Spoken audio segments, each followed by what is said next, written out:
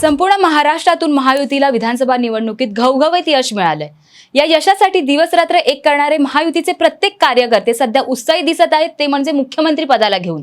महाराष्ट्रात सध्या चर्चा सुरू आहे मुख्यमंत्री पदाच्या चेहऱ्याची। प्रसार माध्यमातून सातत्याने देवेंद्र फडणवीसच मुख्यमंत्री पदाची शपथ घेतील अशी चर्चा सुरू असतानाच काही पोस्ट सोशल मीडियावर तुफान व्हायरल झाल्या। त्या पोस्ट म्हणजे भावी मुख्यमंत्री, भावी पालकमंत्री आणि भावी मंत्र्यांच्या बॅनरबाजीच्या।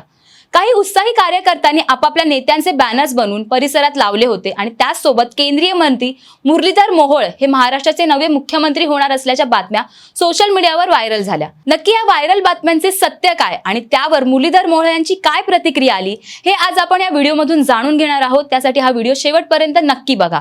नमस्कार, मी सायली चाळके आणि तुम्ही पाहताय MB लाईव्ह मराठी। विधानसभा निवडणुकी 23 नोव्हेंबरला होऊन गेल्यात, तरी देखील महाराष्ट्रात महायुतीने 288 जागांपैकी 230 जागा मिळवल्या। तरी देखील महायुतीला सत्ता स्थापन करण्यात अडचणी येत आहेत। बिहार पॅटर्न राज्यात राबवावा अशी मागणी शिवसेनेकडून म्हणजे शिंदे पक्षाकडून करण्यात येत होती, तर दुसरीकडे राष्ट्रवादी काँग्रेस म्हणजे अजित पवार पक्षाने मुख्यमंत्री पदासाठी भाजपाला पाठिंबा देऊन टाकला। एकनाथ शिंदे यांनी मुख्यमंत्री पदाचा निर्णय केंद्रीय नेतृत्वावर सोपवूनही आता बरेच दिवस झाले, तरी देखील मुख्यमंत्री पदाचा चेहरा असणार कोण यावर निर्णय झाला नाही।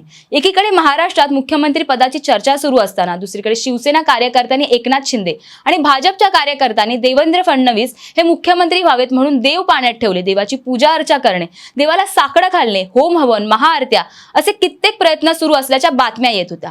त्यातच भर म्हणजे 2 दिवसापूर्वी सोशल मीडियावर मुख्यमंत्री हे देवेंद्र फडणवीस होत नसून मुरलीधर मोहोळ हे होत असल्याची चर्चा जोर धरू लागली। या चर्चेवर आता केंद्रीय मंत्री मुरलीधर मोहोळ यांनी X वर आपली प्रतिक्रिया दिली आहे।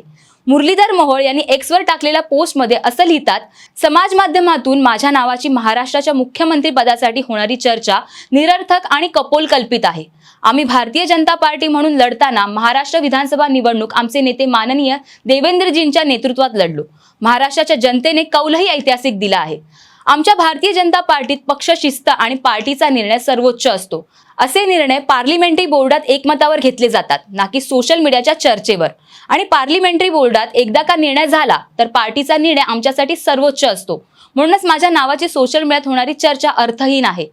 मुरलीधर मोहोळ यांच्या पोस्टने एक गोष्ट तर स्पष्ट झाली की ते मुख्यमंत्री पदाच्या शर्यतीत कुठेच नाहीत, पण तरी देखील मुख्यमंत्री कोण हा प्रश्न अजूनही गुलदस्त्यात आहे। महाराष्ट्रात नवं सरकार कधी अस्तित्वात येणार, नव्या सरकारचा शपथविधी कधी पार पडणार असे प्रश्न समोर असताना 2 डिसेंबरला मुख्यमंत्री आणि इतर मंत्रिपदाची नावे समोर येतील आणि 5 डिसेंबरला मुंबईच्या आझाद मैदानावर मुख्यमंत्री पदाचा शपथग्रहण सोहळा पार पडेल अशी बातमी समोर येते। मुख्यमंत्री पदासाठी नक्की कोणाच्या नावावर शिक्कामोर्तब होईल याकडे आता सर्वांचे लक्ष लागले आहे। या सर्व गोष्टीवर तुमचे काय मत आहे ते आम्हाला कमेंट करून नक्की कळवा आणि महाराष्ट्रातल्या सुरू असणाऱ्या घडामोडींसाठी पाहत रहा MB लाईव्ह मराठी।